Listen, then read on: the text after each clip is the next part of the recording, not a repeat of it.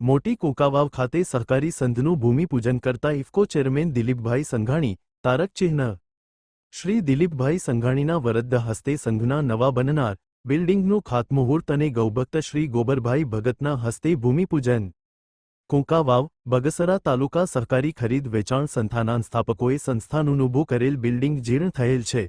સંઘનું નવું બિલ્ડિંગ બનાવવા ખાતમુહૂર્ત આજ 27 સવારે 9 વાગ્યા કલાકે સહકાર શિરોમણી શ્રી દિલીપભાઈ સંઘાણીના વરદ હસ્તે થનાર છે.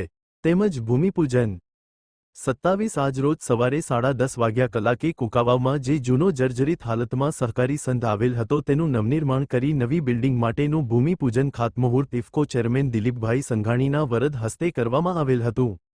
આ પ્રસંગે રાજકીય મહાનુભાવો સાથે સહકારી મંડળીઓના સભાસદો ગ્રામ આગેવાનો પણ ઉપસ્થિત રહેલ હતા.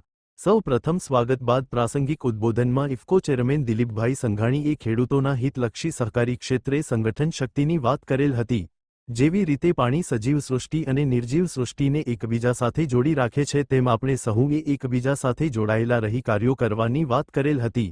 તારક ચિહ્ન અહેવાલ રસિક વેગડા. સલામતી માટેની સમૃદ્ધિ માટે જે વ્યવસ્થાઓ થાય એ પ્રમાણે જો કામ થાય તો ચોક્કસ ફાયદો થશે. આજે આપણે સૌ જાણીએ છીએ, તમે સજ્જન માણસો છો, સહકારી આગેવાનો છો, આવેલા મહેમાનોને ગણો છો એટલે કંઈ બોલતા નથી, પણ મનમાં ડીએપીની બધાને પીડા હોય જ, ન હોય તો બને નહીં, કે તમને હોય મને હોય. માહિતી આપવી જોઈએ. એટલે મિત્રો, ભૂતકાળ માટે 2 વર્ષ પહેલાં સુધી દેશમાં જેટલું ડીએપી બનતું, યુરિયા બનતું, લગભગ નાની મોટી 30 થી 35 કંપનીઓ છે. મોટી ગણી તો ઇફકો, ગ્રીપકો, જેથી કોરોમંડળ હવે આવે, નાની મોટી પણ બીજી છે. એ બધી જ કંપનીઓ જ્યારે બનાવતી